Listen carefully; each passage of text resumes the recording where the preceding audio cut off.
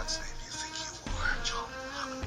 And welcome back to Jurassic Art and Customs. Tonight I am doing a figure review of the Hammond collection, Dr. John Parker Hammond. And I am going to take a second to go over this amazing box art with you because I feel like it's beautifully done. And on the back here it says Dr. John Hammond, which is not accurate. Man was not a doctor. He was a money dude. But led by his steadfast desire to create something that was real, Dr. John Hammond is the driving force behind Jurassic Park. And while the initial tour goes awry, at least the ice cream doesn't disappoint.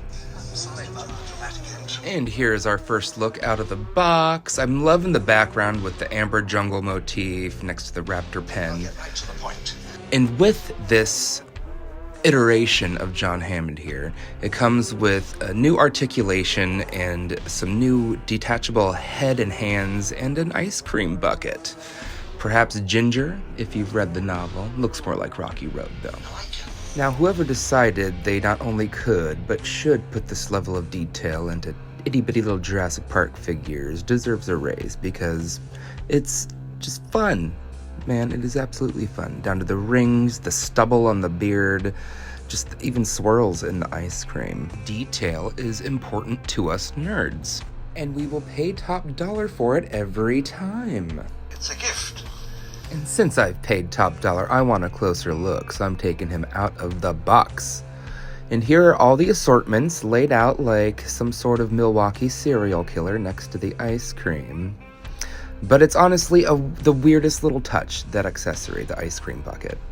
Sometimes it's the little things. It's nice to have touches to the sentimental scenes as well. But let's get real. The greatest thing about this level of articulation is the stop-motion playability. I can tell instantly about people. Hello, John. Hello, John. Hello, John. Really spectacular. Spared no expense.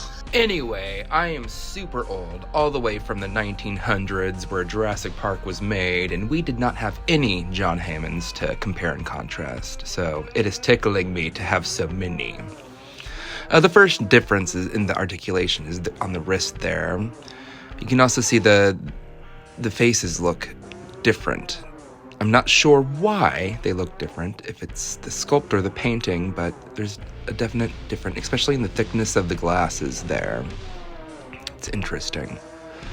At the bottom of the cane on the Hammond collection is also painted black and has kneecaps and a thigh articulation so that you can get a way more effective crouch. Not that John Hammond ever got into a position that wasn't sitting in a chair or standing, but yeah, you just didn't get that sort of dexterity with the initial release of our John Hammond. So I'm really loving the Hammond collection I'd love to have an opinion on compared to the initial Legacy release. Not that I don't absolutely love everything Mattel has done, but the improvement is pretty apparent.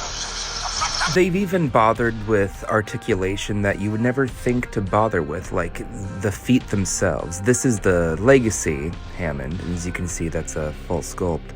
But here, with the Hammond collection, John Hammond, the foot is separate and has a lot of articulation. It can go all the way around, it can tilt up and down. So you can do a lot with these little figures that you, as just a Jurassic Park toy fan, have not had before. It's very good for dioramas and pictures. So this has been my Hammond collection review of Dr. John Hammond. Please hit that like and subscribe, YouTube, TikTok, wherever we may be. And thank you. I'll see you next time. 50,000 a year has been well spent.